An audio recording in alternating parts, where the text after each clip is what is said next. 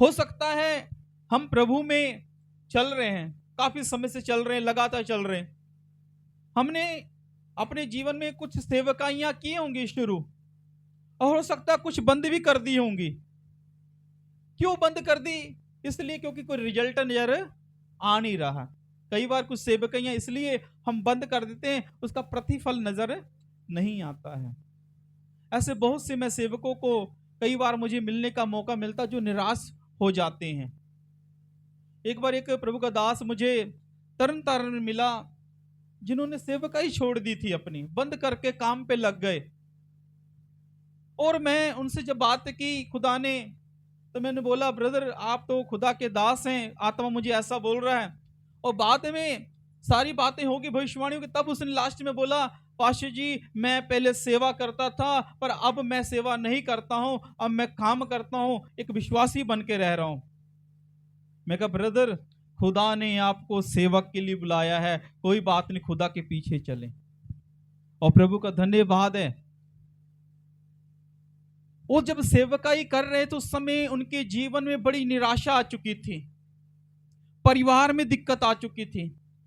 जिन्होंने खड़ा किया था सेवकों ने, वो उनको छोड़ के चले गए थे, इसलिए वो सब कुछ छोड़कर काम पे लग गए थे। वो अच्छी स्टडी भी की हुई थी, उन्होंने अपना स्टडी भी दिखाया, देखो पाशा मैंने स्टडी भी की हुई है। मैं कहा ब्रदर, अब यीशु मसीह एक बात बोल रहे हैं आपको, अब क्या है, अब आप करें जैसा यीशु कहता है। हालेलुया। और हमने कहा कोई बात नहीं ब्रदर, आप कांटेक्ट में रहें, परमेश्वर आपको बढ़ाएगा। और प्रभु को धन्यवाद है, आज उनकी सेवकाई फलवंत हो गई है। हालेलुया। आज वो काम नहीं कर रहे, फुल टाइम सेवकाई में है, फुल टाइम सेवकाई में। कैसे? निराशा थी, उदासी थी, जो शुरू किया बंद कर दिया, पर यीशु की आत्मा ने नया बल दे के फिर से खड़ा कर दिया उनको। मैं बोलना चाहता हूं, हो सकता कुछ बातें आज हमने शुरू की हैं, हो सकता उसमें निराशा आएगी, उदासी आएगी, पर मैं कहना चाहता हूं अब यीशु मसीह की ओर देखें। निराशा आ जाती है, ये कैसे, ये कैसे, पर हमारा परमेश्वर वफादार है। कई बार वो हमें कुछ बातों को सिखाना चाहता है।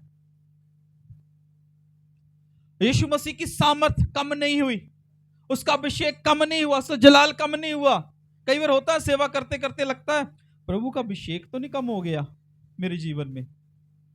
कई बार जो दुष्ट आत्मा निकलती नहीं, बीमार ठीक नहीं होते, तो अपने ऊपर शक आ जाता है, आ जाता होगा, अरे कहीं ये प्रेयर बड़ा मैं प्रेयर करता था, एक दुआ के द्वारा व्यक्ति ठीक हो जा रहा, आज क्यों नहीं हो रहा? ये उदासी लेके आता मन में। कई बार कुछ विश्वासी छोड़कर चले जाते हैं, हमें मन में उदासी आ जाती है। पर मैं एक बात बोलना चाहता हूं, हमें इन बातों के ऊपर ध्यान नहीं देना।